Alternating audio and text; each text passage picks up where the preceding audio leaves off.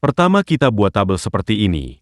Kemudian kita isi tabel atas dengan nomor, nama, jenis kelamin, nilai, di bawah nilai kita isi mata pelajaran, matematika, bahasa Inggris, bahasa Indonesia, dan sejarah.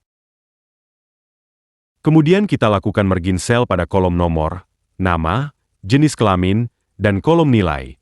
Lakukan mergin sel seperti ini, dengan cara klik kanan pilih mergin sel. Selanjutnya kita atur semua tulisan di dalam tabel.